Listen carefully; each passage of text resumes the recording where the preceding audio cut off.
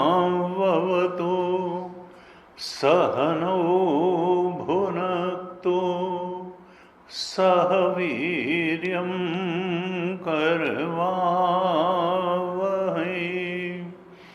तेजस्विनावधीतमस्तु मा विद्विषावहै। ॐ शान्ति शान्ति शान्तिः।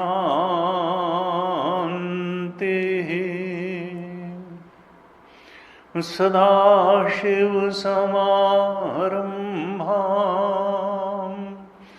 शङ्कराचार्यमध्यमाम् अस्मदाचार्यपर्यन्तां वन्दे गुरुपरम्पराम्।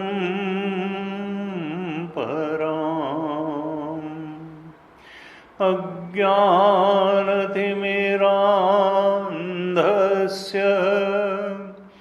ज्ञानाञ्जनशलाकया चक्षुरुन्मीलितं येन तस्मै श्री गुरवे नमः। तस्मै श्री गुरवे नमः। सच्चिदानन्दरूपाय विश्वोत्पत्त्यादिहेतवे तापत्रयविनाशाय श्रीकृष्णाय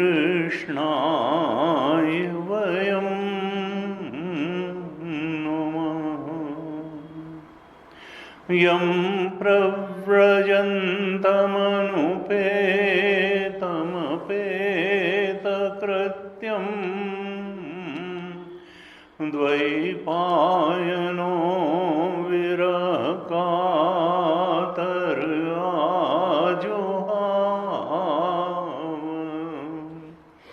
पुत्रेति तन्मयतया तरवोऽभिनेदुः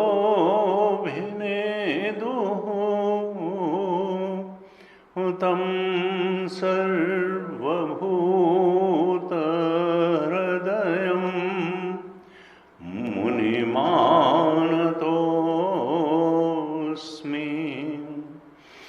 तं सर्वभूतहृदयं मुनिमानतोऽस्मि।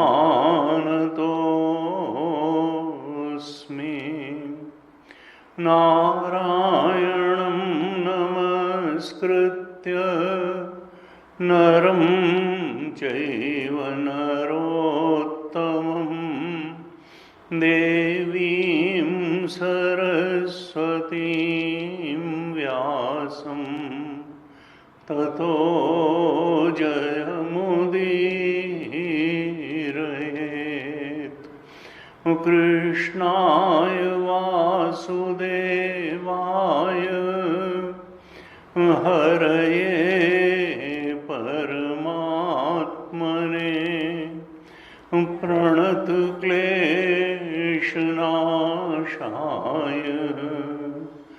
गोविन्दाय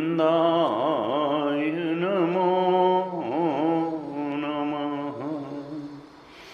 प्रणतक्लेशनाशाय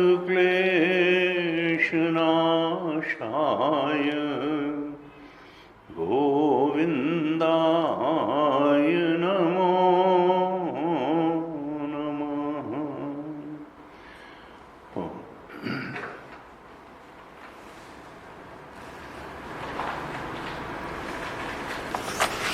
श्रीमद्भागवत महापुराण के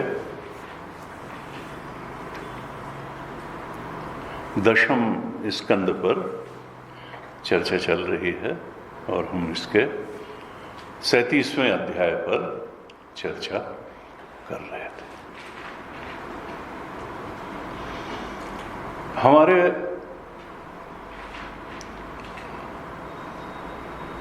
भारतीय चिंतन में, भारतीय दर्शन में, ऋषि चिंतन में जो जीवन का लक्ष्य बताया गया है वो परम सत्य का बोध कर लेना ही मनुष्य जीवन का लक्ष्य है। और परम सत्य वो नहीं है जो दिखाई देता है, जिसको दिखाई देता है वही परम सत्य है। दिखने वाली चीज परम सत्य नहीं है, देखने वाला परम सत्य है। और देखने वाला भी कैसे देखता है? अपनी वासनाओं के बैकग्राउंड में देखता है, अपनी इच्छाओं के बैकग्राउंड में देखता है, अपनी धारणाओं के बैकग्राउंड में देखता है। और जब हम इच्छाओं, वासनाओं, धारणाओं के बैकग्राउंड में चीज़ों को देखते हैं तब हम चीज़ों को वैसी नहीं देखते हैं जैसी वो वास्तव में हैं। हम धारणाओं, मान्यताओं से ग्रस्त हो करके उनके बैकग्राउंड में देखते हैं। जैसे नीला चश्मा लगा के देखने वाले को सब नीला दिखाई देगा, जॉन्डिस के रोगी को पीला दिखाई देगा, लेकिन वो पीला है नहीं। न रूपमस्य है तथोपलभ्यते नान्तो न चादिर न च संप्रतिष्ठा अश्वत्थमेनम सुविरूढ़ मूलम असंग शस्त्रेण दृढ़ेन छित्वा। 15वें अध्याय के 3रे श्लोक में भगवान ने कहा जैसा दिखता है वैसा है नहीं, तो फिर है कैसा? उन्होंने कहा देखो, देखने वाला दिखने वाली चीज के मुकाबले ज्यादा बड़ा सत्य है, लेकिन असल में जो देख रहा है वो भी धारणाओं के बैकग्राउंड में देख रहा है। इसलिए वो न तो दिखने वाली चीज को ठीक तरह से समझ पा रहा है और न वो अपने आप को भी ठीक तरह से समझ पा रहा है, क्योंकि वो दिखने वाली जो सत्ता है, चेतन सत्ता है, हमेशा यदृश्यम तद जड़म तद मिथ्या। जो देखा जा रहा है वो तो जड़ है और मिथ्या है, वेदांत कहता है। देखने वाला चेतन सत्ता है और चेतन ही सत्य है, जड़ सत्य नहीं है।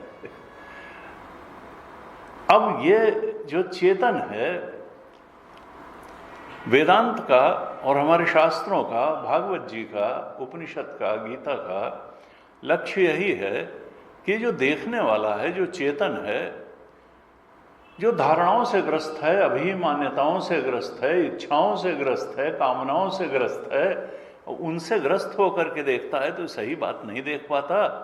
न तो अपने स्वरूप को ठीक ठीक देख पाता है, न जिसको देख रहा है उसके स्वरूप को ठीक ठीक देख पाता है। तो ये ठीक ठीक कब देख पाएगा अपने आप को? जब ये धारणाओं से मुक्ति पाएगा, मान्यताओं से मुक्ति पाएगा, इच्छाओं से मुक्ति पाएगा, कामनाओं से मुक्ति पाएगा, तब ये अपने स्वरूप को भी ठीक से समझ पाएगा और संसार के स्वरूप को भी ठीक से समझ पाएगा। इसका मतलब क्या है कि जो इच्छाएं हैं, कामनाएं हैं, वही सत्य को ढकती हैं, दृष्टा की दृष्टि को मलिन करती हैं, उसको वैसे नहीं देखने देती हैं जैसी की चीजें हैं। जैसा दृष्टा का स्वरूप है वैसा भी इच्छाएं नहीं जानने देती हैं, और जैसा दृश्य का स्वरूप है वैसा भी इच्छाएं जानने नहीं देती हैं, जानने नहीं देती हैं। तो सत्य को जानने का तरीका क्या है कि सत्य को जानने में जो बाधा है उसको कम किया जाए, हो सके तो मिटाया जाए। और सत्य को जानने में बाधा क्या है? Only obstacle in knowing the true self are desires. इसीलिए कहा कि डिजायर्स जो हैं वो डिजायर्स मदर ऑफ पेन, क्योंकि जो चीज जैसी नहीं है अगर हम उसको वैसी जानेंगे, वैसी पहचानेंगे और वैसी पाने की कोशिश करेंगे तो वो चीज वहां है ही नहीं, तो तुम वैसी पा कैसे लोगे और पा करके तृप्ति कैसे पा लोगे? तुमको पहले समझना पड़ेगा कि जो चीज दिख रही है कैसी है और देखने वाली चीज कैसी है। और ये तुम तब तक ठीक ठीक नहीं देख पाओगे जब तक देखने वाला इच्छाओं से आक्रांत होकर के देखेगा, अपने आप को भी इच्छा से आक्रांत होकर के देखेगा और बाहर चीजों को भी इच्छा से आक्रांत होकर के देखेगा, तो सही चीज नहीं देख पाएगा। इसीलिए उपनिषदों ने भी कहा, गीता ने भी कहा कि देखो संसार में नहीं भगवान में मन लगाओ। यानी अभी तुम इच्छा को कुछ सही दिशा में तो मोड़ो, क्योंकि कामना, अनात्म की कामना को ही कामना कहते हैं, आत्मा की कामना को कामना थोड़ो कहते हैं, उसको तो भक्ति कहते हैं, उसको तो प्रेम कहते हैं। संसार की प्राणी पदार्थ परिस्थिति से जो आसक्ति होती है, जिसको हम प्रेम का नाम देते हैं, उसको शास्त्र आसक्ति कहता है। लेकिन भगवान के प्रति अगर वही आसक्ति हो जाए, सत्य के प्रति हो जाए, आत्मा के प्रति हो जाए, तो फिर उसको आसक्ति नहीं कहते हैं, उस प्रेम को भक्ति कहते हैं। परम प्रेम रूपा प्रेम प्रेम सब कोई कहे, और प्रेम न चीन्हे कोय, और जा मार्ग साहब मिले, प्रेम कहावे सोए। सांसारिक प्रेम को शास्त्र प्रेम नहीं कहता, संत नहीं कहते, कबीर नहीं कहते। जिस मार्ग से परम सत्य की प्राप्ति होती है, भगवत तत्व का बोध होता है, उस मार्ग से और उस लक्ष्य को प्रेम करने से, उसको भगवत तत्व कहें, ब्रह्म तत्व कहें, आत्म तत्व कहें, जो भी कहें, उससे प्रेम करने से को ही वास्तव में प्रेम कहते हैं। और प्रेम ही भक्ति का एसेंस है, उसको आसक्ति नहीं कहते, उसको भक्ति कहते हैं। और सांसारिक प्रेम को, सांसारिक कामनाओं को, इच्छाओं को आसक्ति कहते हैं। अब कई बार क्या होता है कि दृष्टि स्पष्ट न होने के कारण हम उन्हीं चीजों को सद्गुण मान के बैठ जाते हैं जो हमारी आध्यात्मिक उन्नति में बाधा होती हैं। ये सांसारिक उपलब्धियां को अपने आभूषण मान लेना और उनको कस के पकड़े रहना, उनको अपनी पहचान मान लेना, उनको छोड़ने को ही तैयार ना होना। छोड़ने का मतलब ये नहीं है कि अकाउंट बंद करा दें या नेम प्लेट जो है लगाना बंद कर दें, उसके नीचे डेजिग्नेशन लिखना बंद कर दें या कुछ कर दें।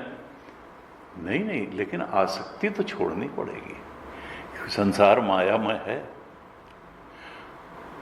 तुमने जब तक कहीं भी आसक्ति अगर रखी है या उसको अपने व्यक्तित्व को सजाने का आभूषण तुमने माना है, ये ब्रह्म चेतन जीव चेतन बना ही क्यों?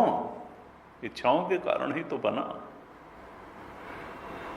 ये जो विशेषताएं हैं इनको छोड़ना ही पड़ेगा। छोड़ने का मतलब आसक्ति छोड़ना ही है। आसक्ति, ये मालूम, ये दृष्टि बनानी पड़ेगी कि ये हमने जहां जहां आत्मा के अलावा जहां जहां आसक्ति कर रखी है, हमारा स्वरूप परमात्मा है, उसको आत्मा कहें, परमात्मा कहें, भगवत्ता कहें, भगवत तत्व कहें, ब्रह्म तत्व कहें। उसके अलावा जहाँ जहाँ हमने आसक्ति करी है, जहाँ जहाँ, और आसक्ति होती किससे? सुख से ही होती है, वही महत्वपूर्ण जो सुखद है। तो जहाँ जहाँ हमने सुख बुद्धि करके रखी है, वो क्या एग्जिस्ट ही भी करती है या इच्छाओं का प्रक्षेपण मात्र है?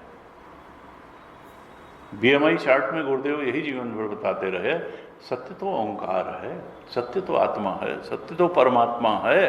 ये वासनाएं या इच्छाएं, ये हमारे शरीर, बॉडी भी इसी का प्रक्षेपण मात्र है, माइंड भी इसी का प्रक्षेपण मात्र है। मन कुछ नहीं है, इच्छाओं का समूह ही है।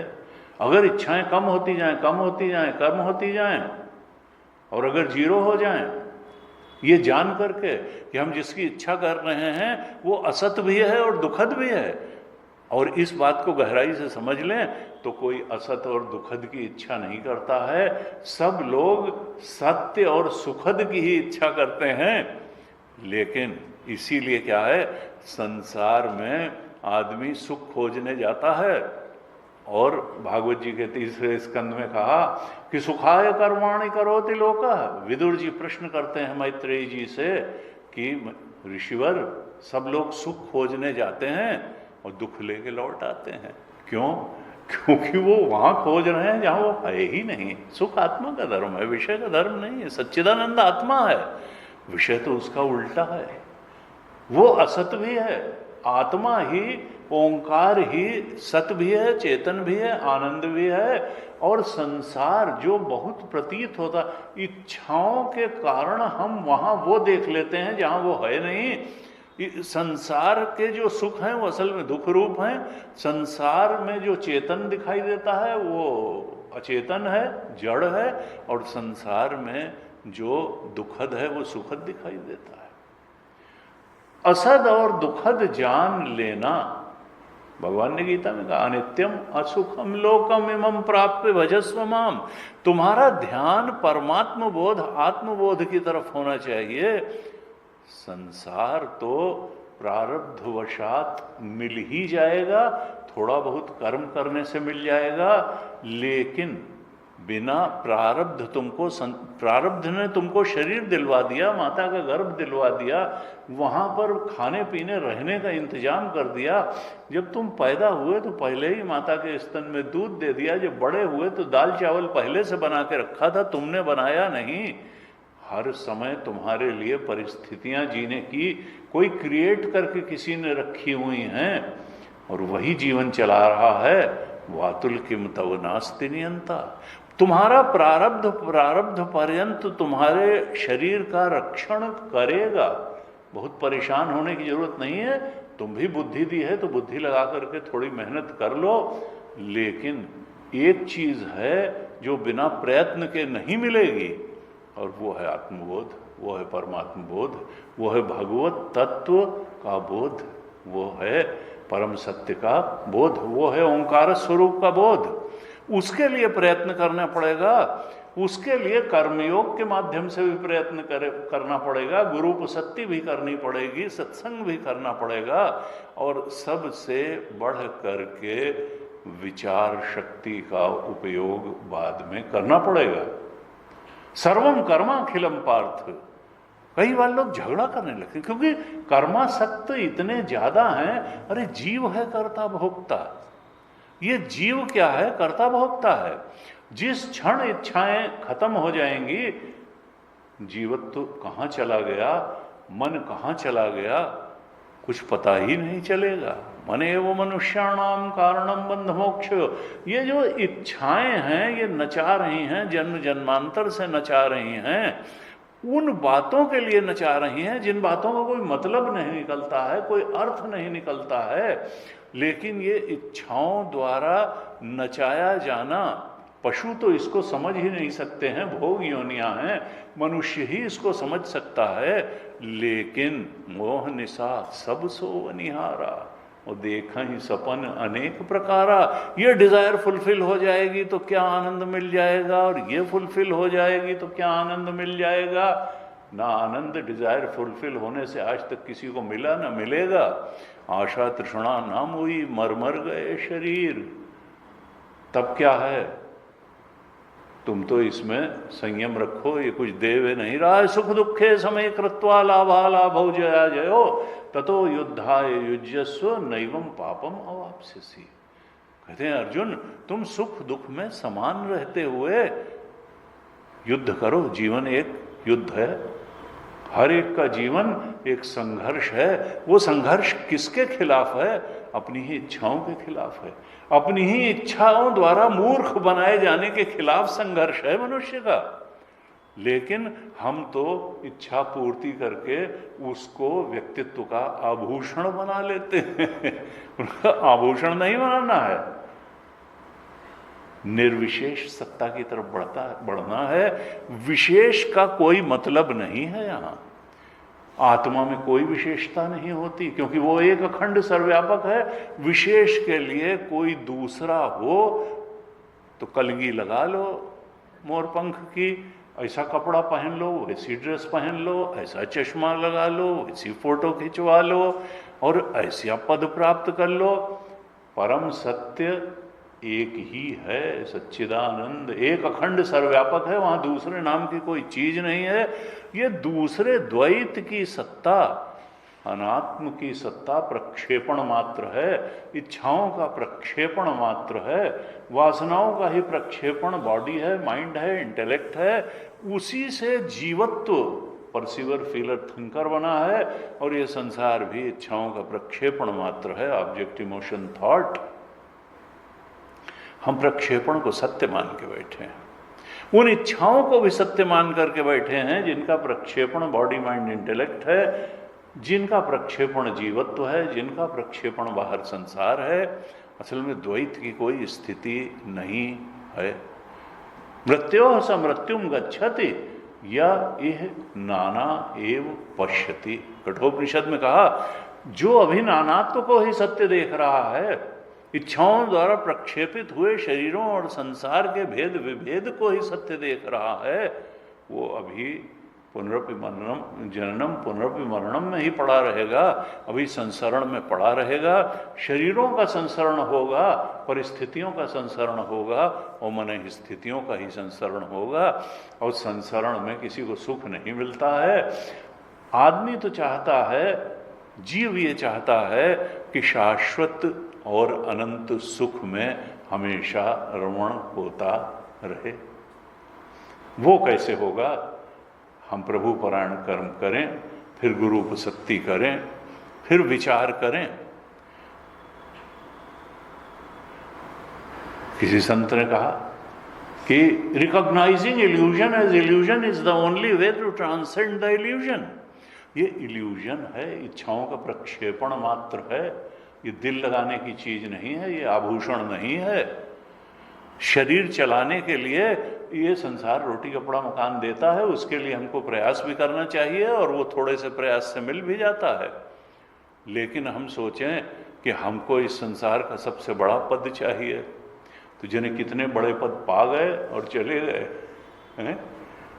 वो कोहिनूर हीरा कभी रंजीत सिंह के पास था तो कभी खिलजी वंश में चला गया, कभी कहीं चला गया और फिर छोटा होता चला गया और आज इंग्लैंड में रखा हुआ है और प्रयास हो रहा है कि भाई यहाँ आ जाए। वो क्या, वो कार्बन है।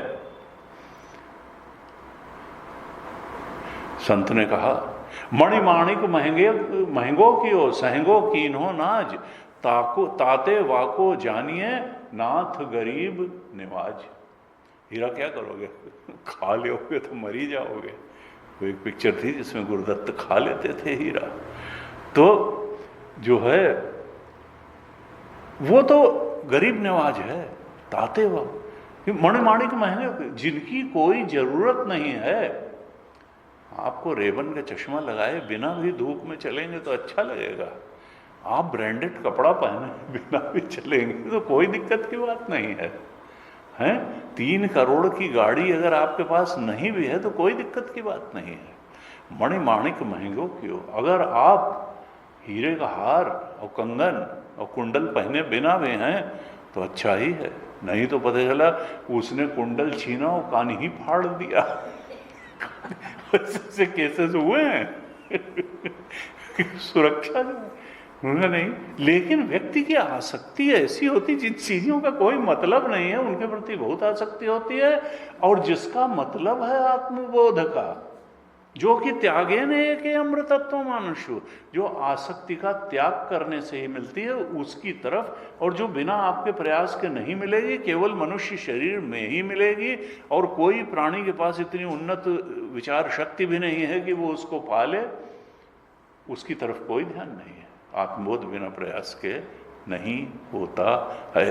संसार तो प्रारब्ध से भी मिल जाएगा, थोड़ी बहुत मेहनत से भी मिल जाएगा। तो हमको शास्त्र संदेश क्या देते हैं कि देखो, दिखावा छोड़ो, संसार की जितनी उपलब्धियां हैं उन पर अगर दूसरे ताली न बजाएं तो उन उपलब्धियों का कोई मतलब नहीं है। इसीलिए व्यक्ति 10 बार शीशा देख के घर से निकलता है और उसके बाद देखता है कि लोग तारीफ की नज़रों से देख रहे हैं कि थोड़ा कोई नोटिस ही नहीं कर रहा है, और नोटिस नहीं कर रहा है तो फिर व्यक्ति पूछता है कि भाई कोई आदमी होगा तो पूछ लेगा कि मेरा सूट कैसा लग रहा है। नहीं तो लोग कह ही देंगे।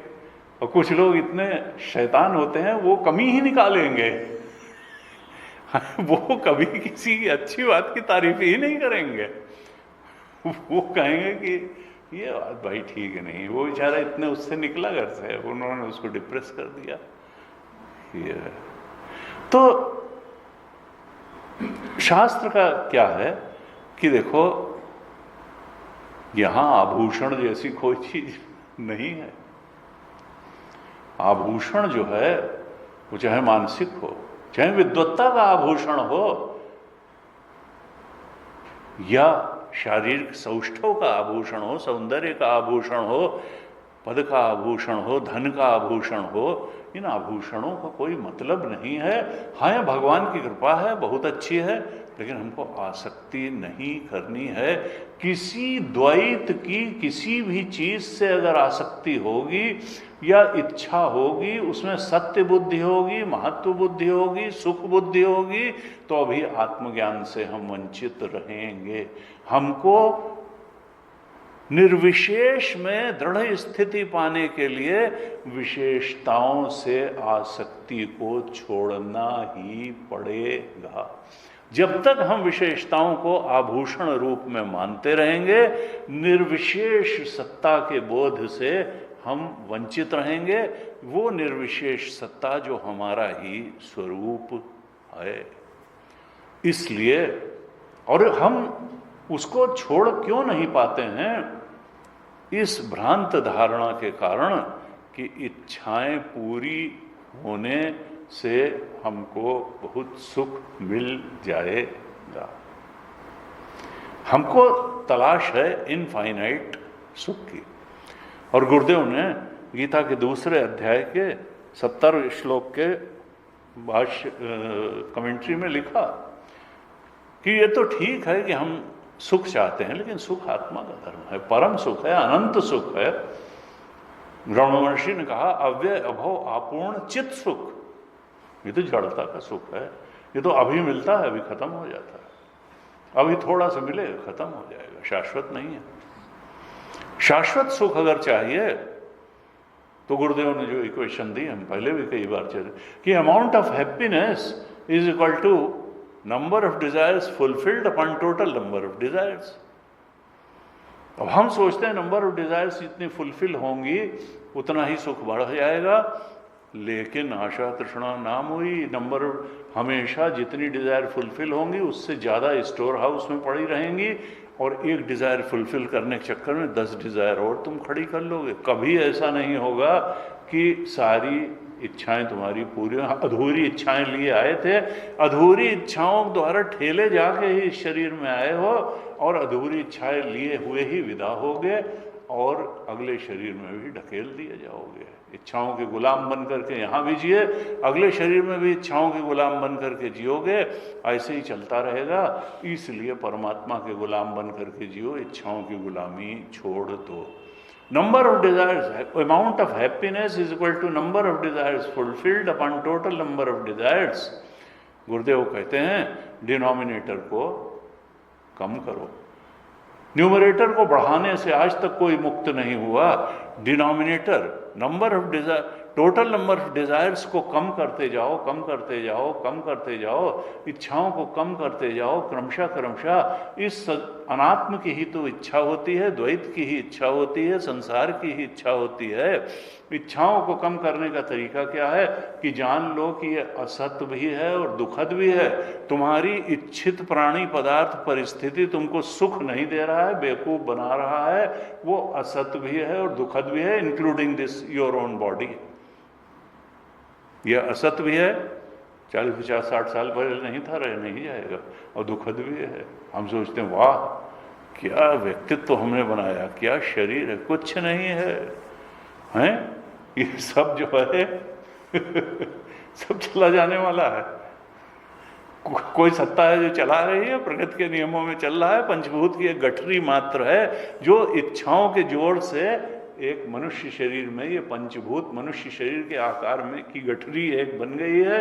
ये गठरी जैसे बनी है वैसे ही प्रारब्ध पूरा होते ही ये गठरी बिखर जाएगी। हमको पृथ्वी पृथ्वी तत्व में लौटाना पड़ेगा, वायु वायु तत्व में, और जल जल तत्व में, अग्नि अग्नि तत्व में, आकाश आकाश तत्व में, कहीं कुछ रह ही नहीं जाएगा। जहाँ से आया था वहीं वापस चला जाएगा। और जीव चेतन अपनी अतृप्त इच्छाओं को लिए हुए एक नवीन माता के गर्भ में जो इच्छाओं का परिपाक प्रारब्ध होगा उसके अनुसार चला जाएगा। इस सब चकल्लत से अनंत सुख की प्राप्ति के लिए गीता जी कहती हैं, गुरुदेव ने कहा कि टोटल नंबर ऑफ डिजायर्स को कम करते चले जाओ, यही तरीका है। और जब तुम उसको जीरो कर दोगे तो फिर amount of happiness is equal to number of desires fulfilled upon total number of desires. अगर डिनोमिनेटर जीरो हो जाए तो अमाउंट ऑफ हैप्पीनेस इनफाइनाइट हो जाएगा। बस उसी को आत्मा कहते हैं, उसी को ब्रह्म कहते हैं, उसी को अनंत सुख कहते हैं, उसी को सत्यम ज्ञानम अनंतम ब्रह्म कहते हैं, उसी को सच्चिदानंद कहते हैं। वही मनुष्य जीवन का लक्ष्य है और वही तुम्हारा परम प्राप्तव्य है। उसी के लिए तुम जन्म जन्मांतर से दौड़ रहे हो अनंत सुख की प्राप्ति के लिए। लेकिन उसको पाने का रास्ता निर्विशेष होना है, विशेषताओं का त्याग करना है। इस इच्छाओं के प्रक्षेपण, जगत के असत और दुखद स्वरूप को समझकर इच्छाओं को कम करते चले जाना है। और जिस दिन जीरो कर लिया उस दिन स्वरूप बोध में स्थित हो जाओगे और वही तो लक्ष्य है। जब तक तुम संसार और शरीर को ही बहुत महत्व दोगे, इस भेद भ्रम को ही बहुत महत्व दोगे, भेद भ्रम को ही सत्य मानते रहोगे, तब तक निर्विशेष अखंड सत्ता के बोध से तुम वंचित रहोगे। उस निर्विशेष अखंड सत्ता का बोध जो आनंद स्वरूप है, जो तुम्हारा स्वरूप ही है, उसी को पाने के लिए हमारा ऋषि आह्वान करता है। भगवान गीता के माध्यम से आह्वान करते हैं, वेद व्यास और शुकदेव भागवत के माध्यम से आह्वान करते हैं, और वेद जो सनातन भगवान की वाणी है वो भी उसी बोध को प्राप्त करने के लिए आह्वान करते हैं। लेकिन हम इतने देहासक्त हैं, संसारासक्त हैं, विषयासक्त हैं, इच्छाओं में आसक्त हैं कि हम कहते हैं no it is not possible. ये ठीक है, जितने भी मनुष्य हैं सब अगर मुक्त हो गए होते तो इस देह में आते ही क्यों? जो मुक्त हो गए हो तो मुक्ति, जो हैं वो सब मोह के बंधन में, मोह निशा सब सोवनिहारा देखें, ये तो तय है कि। लेकिन ऐसा नहीं है।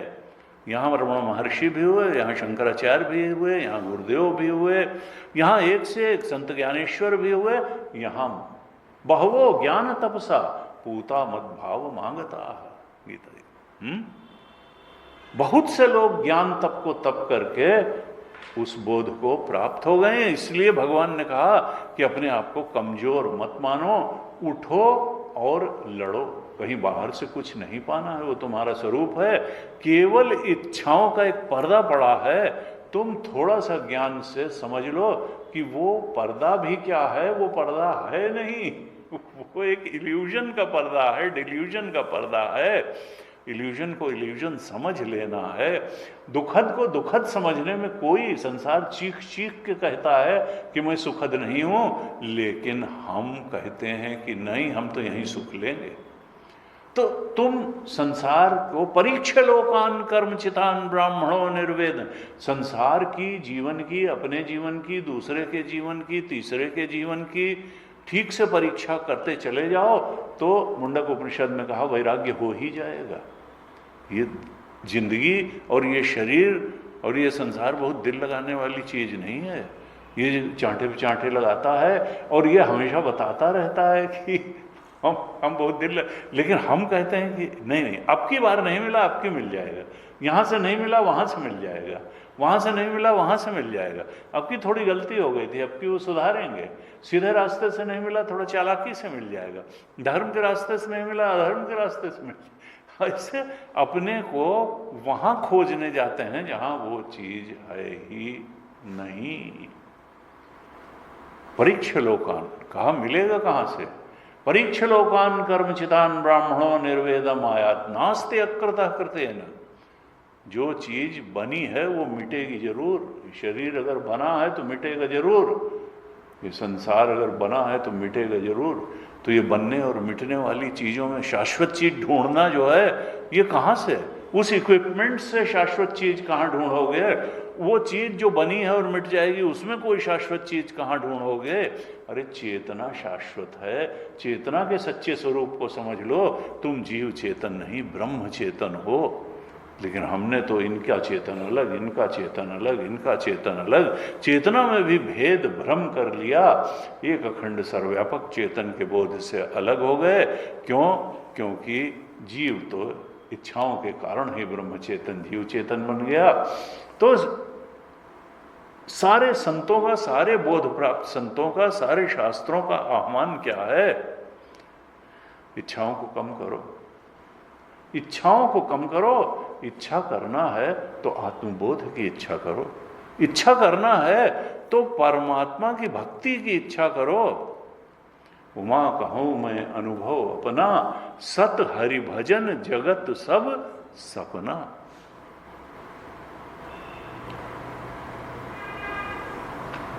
ज्यों सपना और पेखना ऐसे जग को जान, इसमें साचो कुछ नहीं नानक बिन भगवान।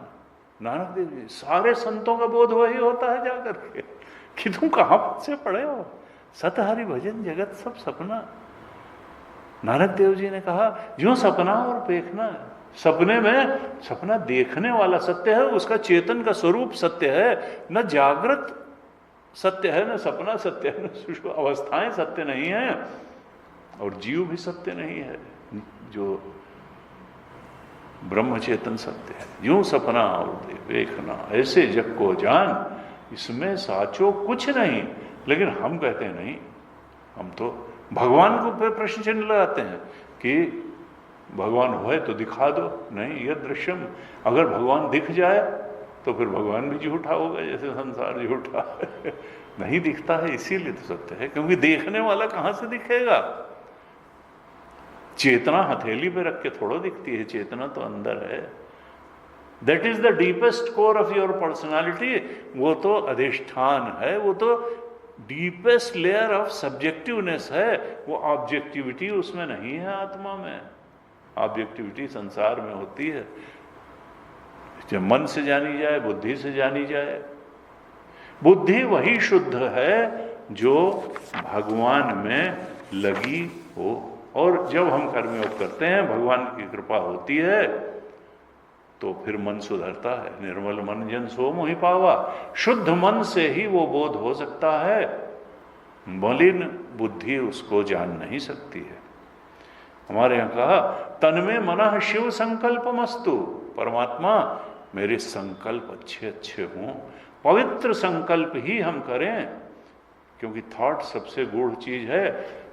पवित्र संकल्प करने से, पवित्र की इच्छा करने से मन सुधरता है। और संसार में सुख देख करके उनका संकल्प करने से मन खराब होता है, मलिन होता है। भक्ति करने से मन सुधरता है, भक्ति करने से जीवन सुधरता है, और भक्ति करने से मरण भी सुधरता है। हमको किसी मनुष्य से आशा नहीं करनी चाहिए। एक संत कहते थे, मनुष्य से आशा करो मत और परमात्मा से आशा छोड़ो मत।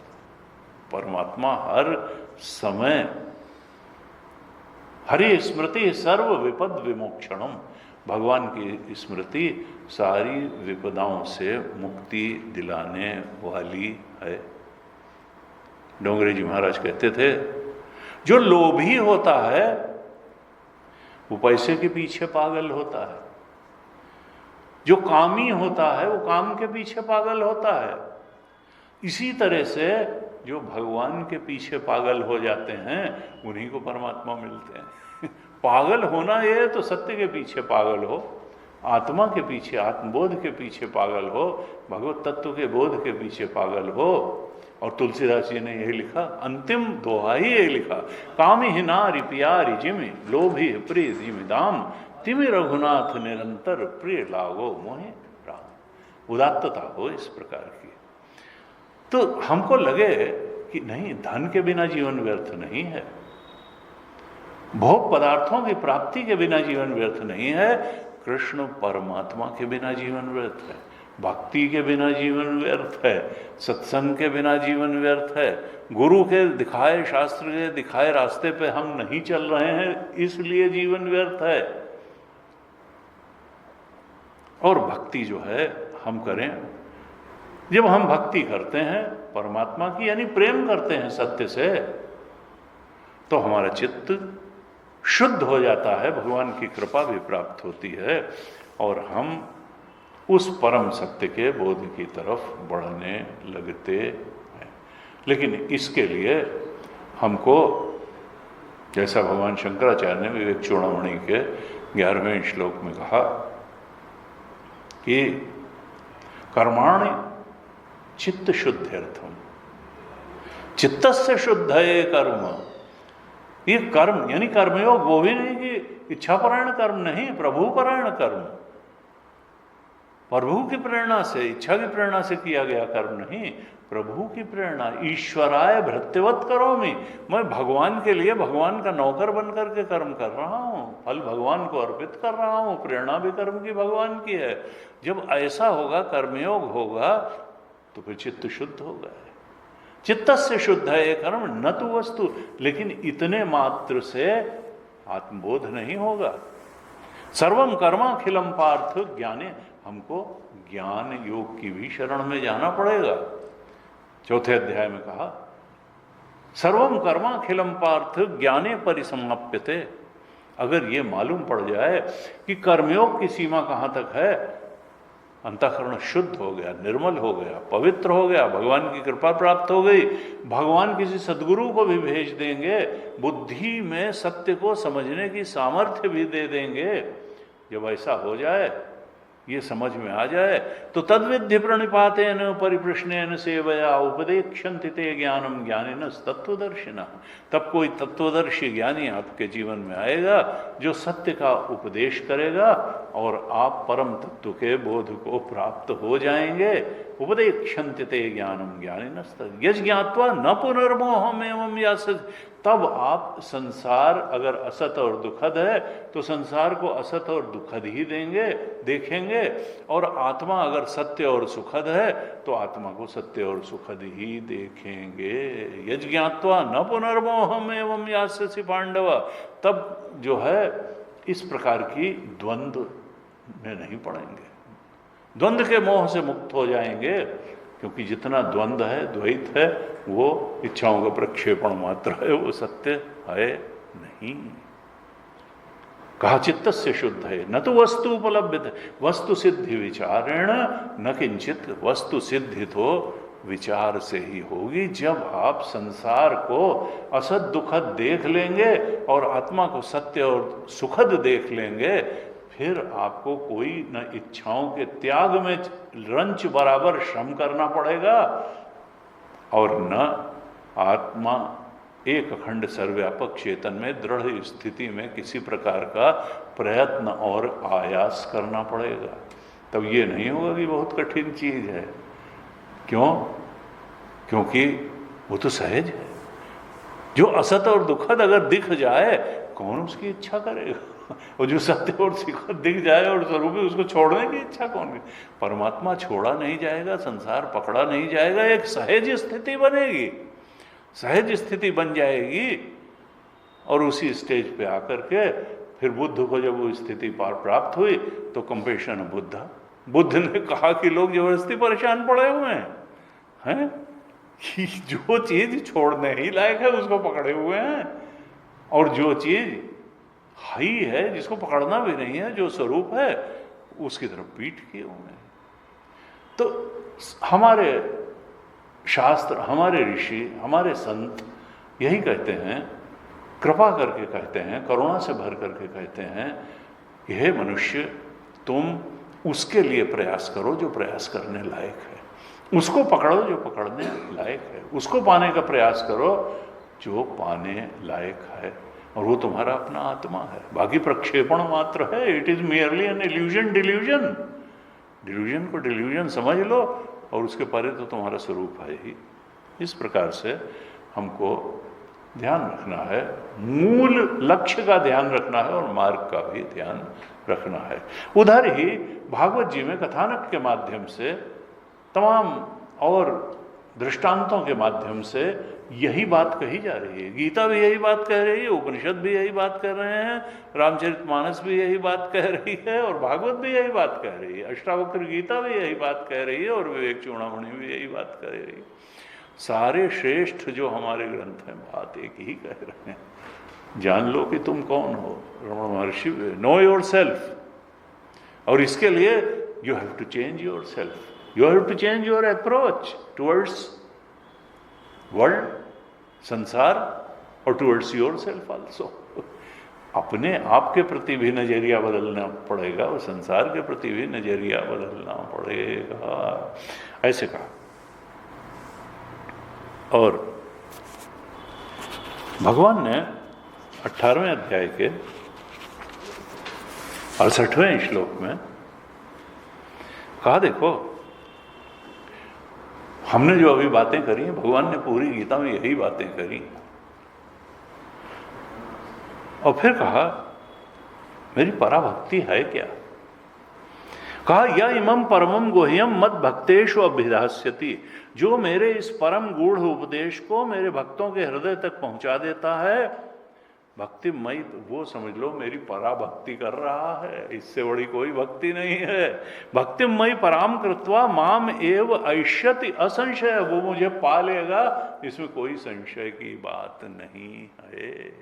रास्ता यही है। न तस्मात् मनुष्येषु कश्चिन, उस मनुष्य से बढ़ करके मुझे और कोई प्रिय नहीं है। भविता न च मे तस्माद् अन्यः प्रिय, उससे बढ़ करके न मेरा प्रिय कोई हुआ न होगा। नहीं, भगवान चाहते हैं कि हम स्वयं भी उधर बढ़ें और दूसरों को भी उधर बढ़ने में जितना मदद कर सकते हों करें। इस प्रकार से भगवान ने कहा, और यहाँ तो भगवान की लीलाओं का वर्णन ही चल रहा है। भगवान अपनी लीलाओं के माध्यम से सत्य का मार्ग प्रशस्त करते जा रहे हैं कि आसुरी वृत्तियों को छोड़ो और फिर दैवी वृत्तियों को भी छोड़ो। इंद्र को भी बड़ा नाज था कि मेरा पद कितना बड़ा है, वही यहाँ छोटे मोटे संसार के पद पा करके लोग फूले फूले घूमते हैं, वो तो देवराज इंद्र। उन्होंने कहा कोई देवराज नहीं, बड़ा सबसे आत्मा है, परमात्मा है, मैं बड़ा हूँ। एक उंगली पर गोवर्धन को उठा लिया 7 दिन तक, करो बारिश देखें कितनी करते हो। जो इस प्रकार के अहंकारी जीवन, भाई अहंकार भी एक इल्यूजन है, इच्छाओं के कारण ही अहंकार भी इल्यूजन हुआ। हम अहंकार ग्रस्त होकर के बैठे हैं इच्छाओं के कारण, इच्छाओं की पूर्ति के कारण। क्या इच्छा की पूर्ति है? जाने कितने लोग आए और जाने कोई। इस मानवता में रजनीश कहते थे कोई प्रथम नहीं हुआ। कौन किसको प्रथम कहो? वो पढ़ने में प्रथम है तो खेलने में फिसड्डी है, कोई किसी चीज में है तो नेतागिरी में है, तो पढ़ाई में कमजोर है, कोई वैज्ञानिक है तो उसका शरीर ही ठीक नहीं चल रहा है। तो भाई ठीक है, वो जो हो गया सो ठीक है, बहुत इतराने की जरूरत नहीं है। निर्विशेष की तरफ बढ़ना है, निर्विशेष चेतन की तरफ बढ़ना है। चेतन में विशेषताएं चेतन को गिराती हैं, उठाती नहीं हैं। अगर आपने चेतन को विशेषताओं से विभूषित करने की कोशिश की तो आप चेतन को नीचे घसीट लाए। वो निर्विशेष सत्ता के रूप में ही सर्वव्यापक है और सब कुछ उसके बाहर क्या है, वही तो है ही है। और अगर आपने उस चेतन पे विशेषताएं ला दी, आभूषण बनाया किसी को, तो आपने उसको नीचे गिरा दिया, विशेषताओं से नहीं। गुरु जी कहते थे वही निर्विशेष की तरफ बढ़ो, चेतना की निर्विशेषता, जहां उसके अलावा कुछ है ही नहीं, एक अखंड सर्वव्यापक चेतन। तो यहां जो है हमने चर्चा की थी 37वें अध्याय में कि भगवान ने 3 असुरों को अभी मारा। केशी का वध किया, इसके बाद व्योमासुर का वध करेंगे,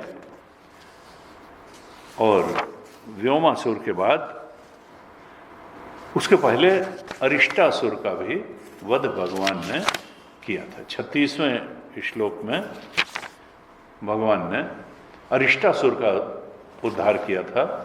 यह अरिष्टासुर क्या था? यह वृषभ के रूप में आया था, बैल धर्म का प्रतीक है। लेकिन धर्म के नाम पर कई बार अधर्म की शिक्षा दी जाने लगती है, तो ये अरिष्टासुर अपने को धर्म बताते हुए अधर्म के रास्ते पे ले जा रहा था, भगवान ने मार दिया। क्योंकि धर्म संस्थापनार्थाय संभवामि, भगवान को तो धर्म की स्थापना अरिष्ट सिखाने वाले की नहीं, लोगों को पाप में ढकेलने वाले धर्म की स्थापना नहीं करनी थी। अरिष्टासुर को मार दिया। ऐसे ही केशी, ये केशी जो है ये वेदों को चुरा ले गया था घोड़ा, तो केशी को भी मार दिया।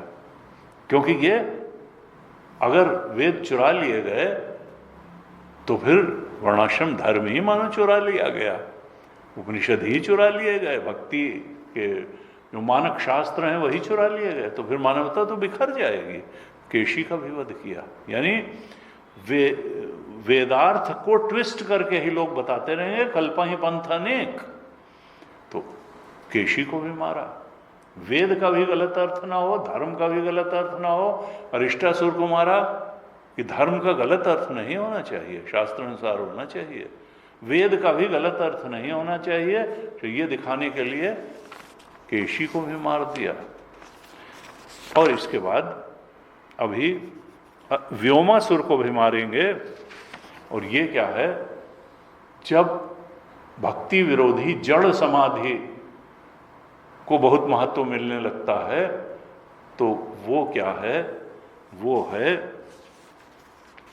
व्योमासुर। व्योमासुर का अर्थ क्या है?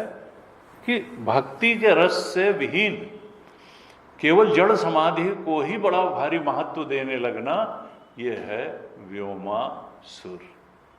इसको भी भगवान ने, इन तीनों को मारा। धर्म के नाम पर अधर्म सिखाने वाले जो पद्धति है, यानी अरिष्टासुर।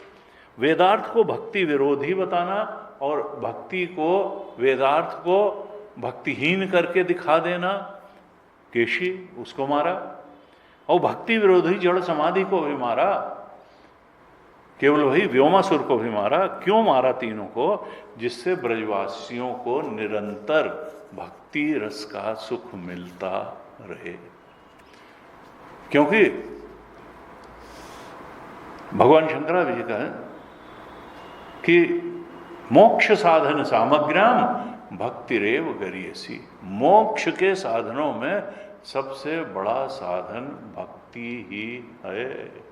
मोक्ष और भक्ति का मतलब सत्य से प्रेम, परमात्मा के वचनों से प्रेम, आत्मा से प्रेम, परमात्मा भगवत तत्व से प्रेम, भक्ति ही सबसे बड़ा साधन है।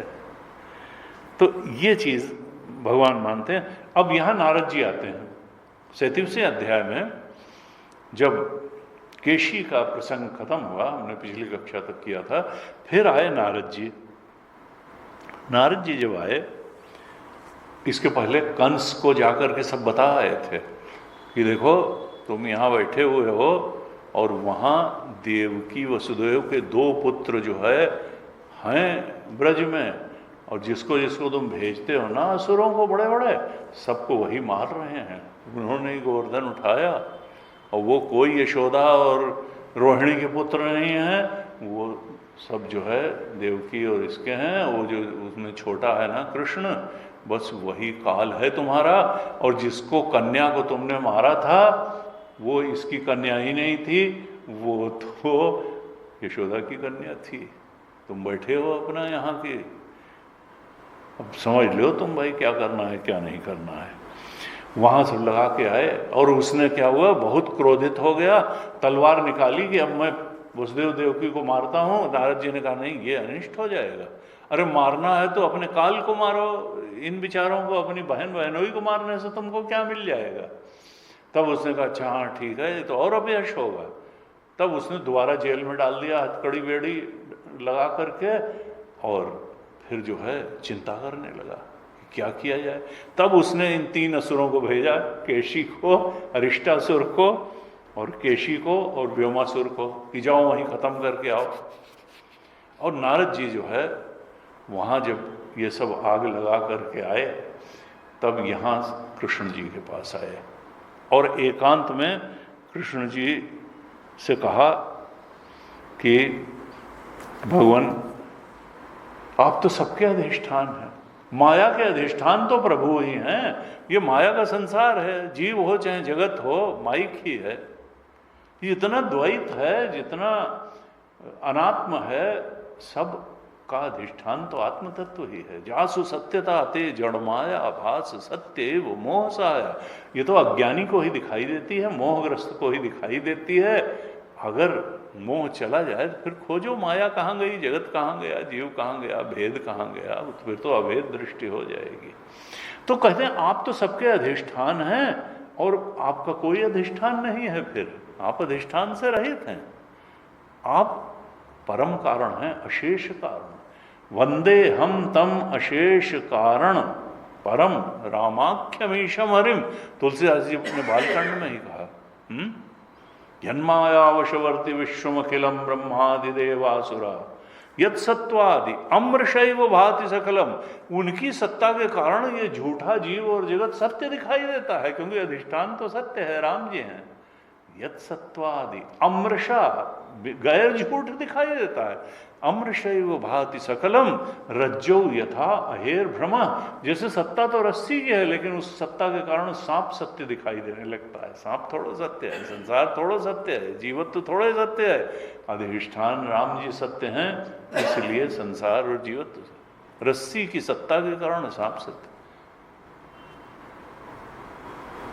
कहा कि वंदे हम तम अशेष कारण, वो कभी खत्म नहीं होता, वो अशेष कारण है, वो महाप्रलय में भी नहीं खत्म होता है। आत्म तत्व, ब्रह्म तत्व, वंदे, उसी की मैं वंदना कर रहा हूं, उसी को राम जी कह रहा हूं, उसी को ईश्वर कह रहा हूं, परम तत्व को। वो वही अशेष कारण है।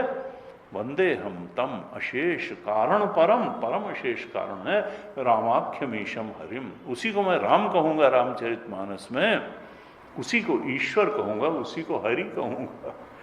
तो उन्होंने सिद्धांत से तुलसीदास जी ने समझौता नहीं किया, कथानक के माध्यम से वही सत्य प्रस्तुत किया। यहाँ कहते हैं नारद जी, प्रभु आप सबके अधिष्ठान हैं और खुद अधिष्ठान रहित हैं, आपका फिर कोई कारण नहीं है, आप परम कारण हैं। आप सर्वशक्तिमान हैं और सत्य संकल्प हैं। यहाँ जो कुछ भी है आपका, ये सारी शक्तियां आपकी हैं और सत्य संकल्प हैं। सृष्टि विलास भ्रकुटी विलास सृष्टि लय हुई। संकल्प मात्र से सृष्टि हो जाती है और सृष्टि लीन भी हो जाती है। अब कहते हैं, चूंकि त्रिकालदर्शी हैं नारद जी, ऊंचे हुए संत हैं, त्रिकालदर्शी हैं। अब कहते हैं, प्रभु मैं परसों ही यानी शीघ्र ही आपके हाथों से चाणूर, मुष्टिक और दूसरे पहलवानों को मरते देखूंगा। कोलिया पीड़ हाथी को भी मरते देखूंगा, स्वयं कंस को भी मरते देखूंगा, और इसके बाद मैं नरकासुर आदि कई असुरों का भी वध देखूंगा, और आप स्वर्ग से कल्पवृक्ष उखाड़ा लाएंगे और इंद्र के विरोध करने पर उसको भी मजा चखा देंगे। आप वीर कन्याओं से विवाह करेंगे और द्वारिका में रहते हुए नृग को उसके पाप से छुड़ाएंगे। आप जामवती से विवाह करेंगे, जामवान की पुत्री, और स्यमंतक मणि भी ले आएंगे, क्योंकि बड़ा लंबा प्रसंग अभी आने वाला है। चोरी का प्रसंग, भगवान पे चोरी का जो है लांछन लग गया, जबकि चुराई नहीं थी। अभी आएगा। कहा आप स्यमंतक मणि को जामवान से ले आएंगे और उसकी कन्या जामवती से विवाह भी करेंगे। आप मिथ्या वासुदेव पौंड्रक था, वो कहता था, अपना नकली 2 हाथ और लगा दिए थे, चतुर्भुज बन के कहता था कि मैं ही असली वासुदेव हूं, वो नकली जो है वासुदेव उसके चक्कर में न पड़ो, मेरे पास सब लोग आओ। तो इसी तरीके से ये जो छद्म पूरा नीला कपड़ा पहन के ये करके, यानी वेश प्रताप पूजिए हिताओ, आजकल बहुत चलन है टीवी में, ऐसे ऐसे फैशनेबल बन करके बैठते हैं, बड़ा बाकायदा मेकअप करके, कि एक बार तो लगता है स्त्री प्रवचन कर रही है कि पुरुष प्रवचन कर रहा इतना मेकअप, इतना मेकअप, इतना, फिर लगता नहीं नहीं नहीं ये तो बाबा जी हैं ये माता जी नहीं है, ये तो बाबा जी हैं। वो ऐसे बाल और ऐसा मेकअप, वो ऐसा जो है, मतलब हार और क्या नहीं वेश प्रताप पूजिए था वो, और बड़े बड़े पॉपुलर हैं भाई, हैं, हजारों हजार, कई लाखों की भीड़ कैसा मजेदार है। तो कहा कि ये जो मिथ्या का प्रचार वाला, तो मिथ्या जल्दी जो है प्रचारित हो जाता है, सत्य को हालांकि मरता नहीं है सत्य। 800 साल के विदेशी शासन काल में भी हमारे शंकर भाष्य और ग्रंथ सब बचे रहे, उपनिषद भी हमारे संतों ने का प्रताप था कि बचे रहे, खत्म कोई नहीं हुआ, उनका सत्य अर्थ भी बचा रहा, वो भी बचे रहे। लेकिन फिर कहते हैं युधिष्ठिर के यज्ञ में आप शिशुपाल और दंतवक्त्र आदि का भी वध करेंगे। प्रभो आप प्योर कॉन्शियसनेस हैं, विशुद्ध विज्ञान घन हैं, और आपके स्वरूप में वास्तव में किसी का अस्तित्व ही नहीं है, आप ही सत हैं। आपके स्वरूप में दिखने वाली ये जीव और जगत तो असत है, और गीता में तो कह दिया कि दुखद भी है, असुखम भी है, अनित्य भी नहीं है। आपके अधिष्ठान में, आपके स्वरूप में वास्तव में तो किसी का स्थान ही नहीं है, किसी का स्थान नहीं है। 9वें अध्याय में 4-5वां श्लोक बहुत मजा है। एक बार कहा मत स्थानी सर्वभूतानि, और फिर अगले में ही 5वें की पहली लाइन में गए न च मत स्थानी भूतानि पश्य में योग, मुझ में कुछ नहीं है, मुझे कुछ है ही नहीं, दिखता है खाली। मेरी दृष्टि से देखो तो कुछ नहीं है, अज्ञानी जीव की दृष्टि से देखो तो मैं नहीं हूं और जीव जगत ही है। लेकिन मेरी दृष्टि से देखो तो न चमत स्थानी भूतानी, कोई भूत ऊत नहीं है। रस्सी की दृष्टि से सांप कहीं है ही नहीं, लेकिन अज्ञानी दृष्टा की दृष्टि से तो रस्सी नहीं है, सांप ही है, और वो डरा भी रहा है, तो कैसे कह दे कि नहीं है तो आप विशुद्ध विज्ञान घन है, आपके स्वरूप में किसी का अस्तित्व नहीं है, और इसीलिए आपको सारे पदार्थ नित्य प्राप्त हैं। तैत्तरीय उपनिषद में कहा, जल्दी समझ में नहीं आता अगर अधिष्ठान चेतन की बात न समझ ली जाए, ब्रह्म चेतन, और वो ब्रह्म चेतन हमारा स्वरूप है। कहा सत्यम ज्ञानम अनंतम ब्रह्म यो वेद निहितम गुहायाम परमे व्योमन। ब्रह्म तत्व परम सत्य क्या है? सत्यम ज्ञानम अनंतम ब्रह्म, वो सत्य है, वही ज्ञान स्वरूप है, सत्स्वरूप है, वही अनंत है। अब 2 अनंत होते नहीं, उसके अलावा कुछ है ही नहीं। यो वेद नहीं, जो अपने अंदर उसका बोध कर लेता है, सत्यम ज्ञानम अनंत, यो वेद निहित परमे व्योमन, अपने चिदाकाश के रूप में जो उसका अनुभव कर लेता है, सोष्णुते सर्वान कामान, उसकी सारी कामनाएं एक साथ पूरी हो जाती हैं। तो अब सारी कामनाएं कैसे, यानी जो कामनाएं हैं उनका इल्यूजन दिख जाता है। काहे की कामना भी इल्यूजन दिख जाती है और काम्य वस्तुएं भी इल्यूजन दिख जाती हैं, यानी कामनाएं झड़ जाती हैं, कामनाओं को कोई मतलब नहीं रह जाता है। असत और दुखद को पाने का कौन जो करेगा। जब सत्य सुखद स्वरूप और सत्य स्वरूप का बोध मिल गया तो असत और दुखद की कामना कौन करेगा। असल में कामना पूरी क्या हो जाती है, कामनाओं का कोई मतलब ही नहीं रह जाता है, क्योंकि कामना करने वाला जीव भी खत्म हो जाता है और फिर कामनाएं भी खत्म हो जाती हैं, और फिर जहाँ कामना की पूर्ति होती है, भोग स्थान जगत का भी कोई मतलब नहीं रह जाता है। तो कहा सोष्णुते सर्वान कामान सह, एक साथ सारी कामनाएं, आप सारे पदार्थ आपको नित्य ही प्राप्त हैं, आपका संकल्प अमोघ है, आप सबके अंतर्यामी हैं, नियंता हैं। जगत और उसके भेद विभेद की कल्पना आपकी माया से हुई है, यानी जितना भी जगत है और भेद विभेद सब माइक है, वो भगवान ने करी। भगवान को हमें परेशान करने की थोड़ा पड़ी थी, हमारी इच्छाएं ही हमको परेशान करती हैं, हम खुद ही अपनी परेशानी के कारण हैं।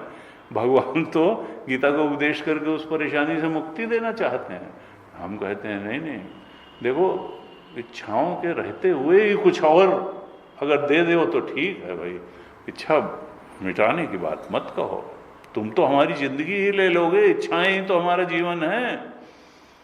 भगवान कहते हैं नहीं, परम जीवन प्राप्त होगा, अनंत जीवन की प्राप्ति होगी।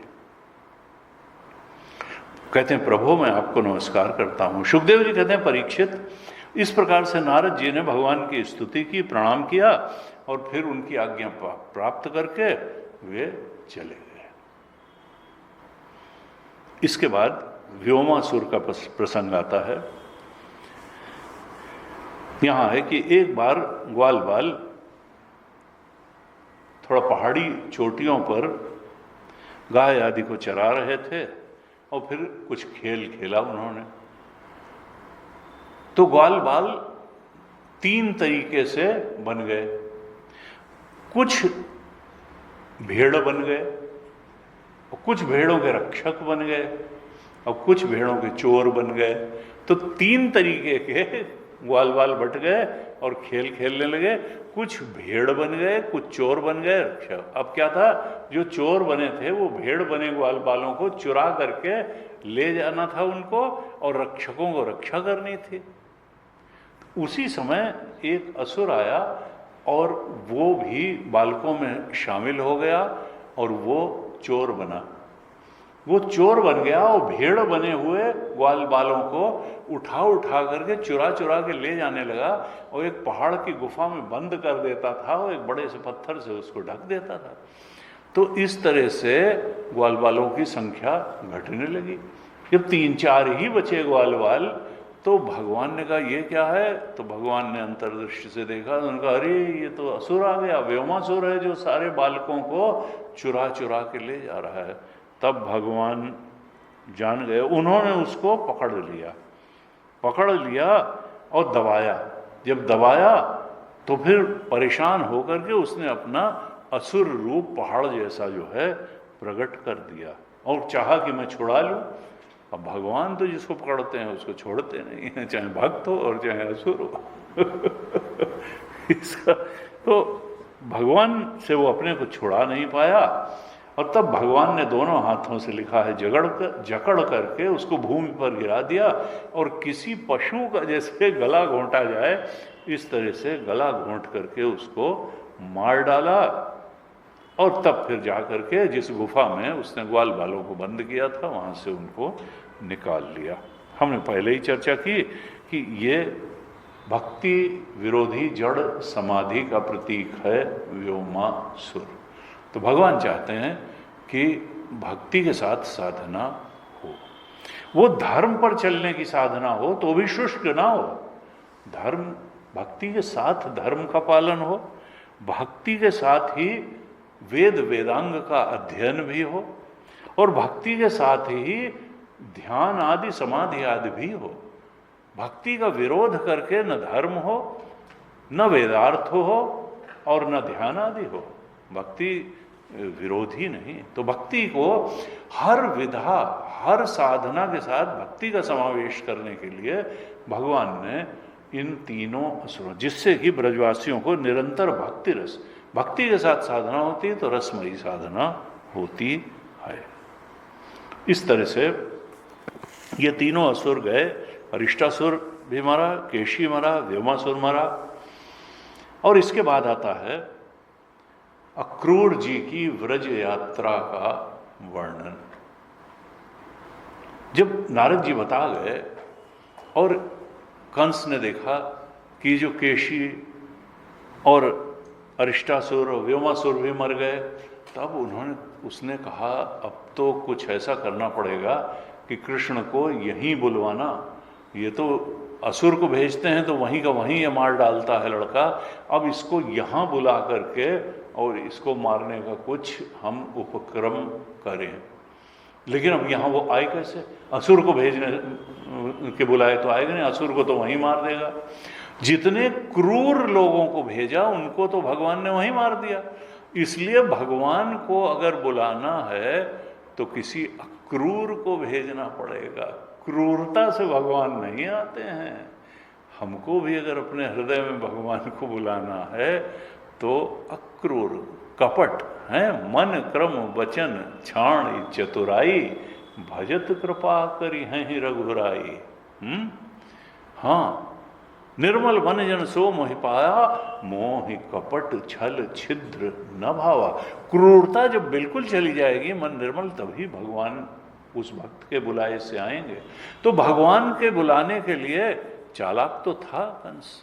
उसने क्या किया? अक्रूर को बुलाया, क्योंकि क्रूर के बुलाए वो आएंगे नहीं। अक्रूर से कहा कि आप तो हाथ में हाथ लेकर के अक्रूर जी को कहा कि आप चले जाइए। पहले ये वर्णन आ चुका है कि और उनको जो है बुला करके ले आइए, आप तो हमारे संबंधी हैं। ये समझिए वो यहाँ आएंगे, चाणूर, मुष्टिक, कोलिया, पीड़, ये सब उनको ख़त्म कर देंगे। और ये हमारे पिता भी उग्रसेन जो हैं तो पिता, ये दुश्मनों से मिले हुए हैं, ये भी ठीक नहीं है, इनको भी साफ कर देंगे, वसुदेव देवकी को भी ख़त्म कर देंगे। बस हम और आप बचेंगे और हम लोग इस पृथ्वी के अनंत आनंद को भोगेंगे। इस प्रकार से कहा। और तब अक्रूर जी जो है क्या करें? वो तो अगर नहीं जाएंगे तो कंस तो उनको वहीं मार देगा। तो अच्छा है भगवत दर्शन के लिए जा रहे हैं तो उससे कुछ पुण्य ही होगा। नहीं तो मथुरा के लोग तो डर डर करके जाते भी नहीं थे, भले चाहते थे कि भगवान का दर्शन हो जाए। तो उन्होंने कहा ये बून इन डिस्गाइज है, हमको क्या करना है, हमको तुरंत चल देना चाहिए, नहीं इसकी बुद्धि कब पलट जाए। मुझे इसी बहाने भगवान कृष्ण के दर्शन होंगे, उनका सानिध्य प्राप्त होगा। ये तो हमारे महान पुण्य का उदय हुआ है कि हमको ऐसी आज्ञा इसने दुष्ट ने दे दी। अगले ही दिन सवेरे अक्रूर जी प्रातःकाल होते ही रथ पे सवार हुए और गोकुल की तरफ चल दिए। और जब जा रहे थे तो उनके हृदय में भक्ति जैसे हिलोरे ले रही थी। उन्होंने कहा कि मैंने कौन सी ऐसी श्रेष्ठ तपस्या की है कि आज मैं भगवान कृष्ण के दर्शन करूंगा। इस प्रकार से वो भाव विह्वल हो रहे थे। वो सोच रहे थे कि भगवान तो जगत के दृष्टा मात्र हैं, लेकिन दृष्टा मात्र होने पर भी दृष्टापने का अहंकार उनको छू नहीं गया है, क्योंकि उनके लिए तो भेद भ्रम है ही नहीं, उनके लिए तो द्वैत है नहीं, अनात्म की सत्ता नहीं है। वो तो अयमात्मा ब्रह्म के बोध में स्थित रहते हैं। वो तो समस्त पापों के नाशक हैं। और जब वाणी उनके गुणों का गान करती है, जब चित्त उनका स्मरण करता है, मन उनके प्रेम से आह्लादित हो जाता है, बुद्धि भी उनको समर्पित हो जाती है, तब हमारे जीवन में परम सत्य का बोध होता है, चेतना का उत्कर्ष हो जाता है। हमारे जीवन में एक नया रस और स्फूर्ति आ जाती है जो बाहर किसी चीज की मोहताज नहीं है। भक्ति अपने आप अंदर से ही व्यक्ति को तृप्ति और संतोष और स्फूर्ति देती है। सहज आनंद है, विषय निरपेक्ष आनंद है, क्योंकि वो स्वरूप का आनंद है। आत्मा जब का आनंद जब मन में पड़ता है भक्ति के कारण, तो सहज तृप्ति प्राप्त हो जाती है। फिर कभी कभी शंका भी उनके मन में आती थी। सोचते थे मैं तो कंस का दूत हूं, कहीं वो मुझे अपना शत्रु न समझ बैठे हैं। फिर लगता था नहीं, वे तो अच्युत हैं, सम हैं, निर्विकार हैं, वो तो क्षेत्रज्ञ रूप से हर हृदय में स्थित हैं, वो मेरी भाव को पहचान लेंगे, मेरी शंका निर्मूल है, व्यर्थ है, वो तो मेरी ओर दया से भर करके प्रेम की दृष्टि से देखेंगे और उनके देखते ही मेरे सारे अशुभ संस्कार नष्ट हो जाएंगे, मैं परमानंद में मग्न हो जाऊंगा। और मैं तो उनके कुटुंब का हूं, मैं तो उनका चाचा लगता हूं और उनका अत्यंत हित चाहता हूं। निश्चित ही मैं जब जाऊंगा तो वो मुझे अपने हृदय से लगा लेंगे और जैसे ही वो मेरा आलिंगन करेंगे, मेरा कर्म बंधन जिसके कारण मैं अनादिकाल से शरीरों में भटक रहा हूं, वो कर्म बंधन नष्ट हो जाएंगे, सारा अज्ञान भ्रम मेरा नष्ट हो जाएगा।